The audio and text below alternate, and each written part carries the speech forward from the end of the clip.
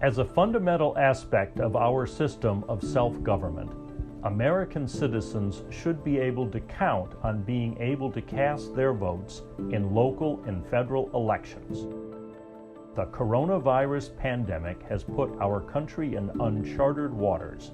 However, the 2020 November elections must be held, and voters should not have to choose between their health and their right to vote.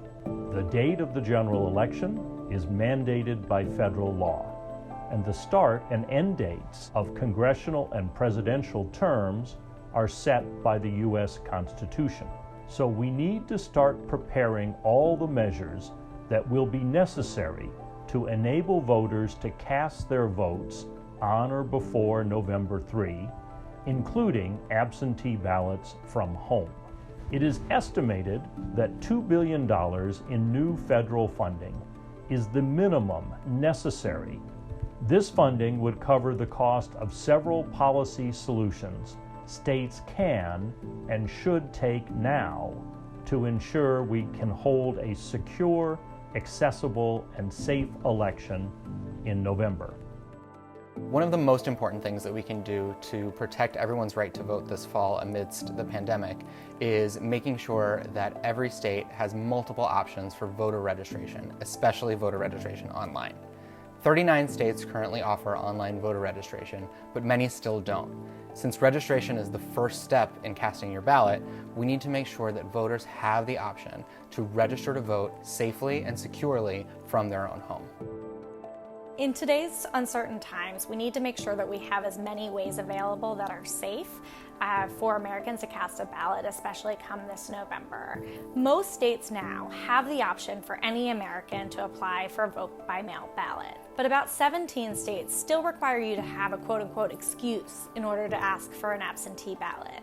By November, we should be in a position where all Americans are allowed to ask for a vote-by-mail ballot, and this includes some common sense policy solutions. We need to have prepaid postage with every ballot. We need to accept all ballots that are postmarked by Election Day. We need to make sure that you can ask for a vote-by-mail ballot in several different ways. And then on the back end, we need to make sure that vote-by-mail ballots are counted. When there is an error that suggests perhaps there's a problem with your ballot, you should be given notice and an opportunity to confirm that yes, that's my ballot and it should count. This is particularly important for signature match policies. Vote by mail and absentee ballots are a great option for many voters, but for some vulnerable communities of voters, in-person voting is extremely important. States need to make sure that they have enough in-person polling locations and that those polling locations are located in places that are accessible and equitable to the communities that need them.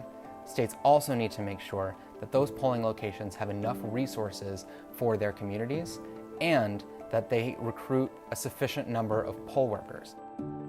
Another way to make in-person voting safer is by extending and expanding early voting hours. If there are more days to vote, there will be less people at each polling place at any given time. Our democracy works best when everyone participates. This should be a bipartisan goal. There is no evidence that helping eligible voters vote safely would help Democrats or harm Republicans. Polls show that the elderly, the demographic thought to be most vulnerable to the virus, lean towards Republicans.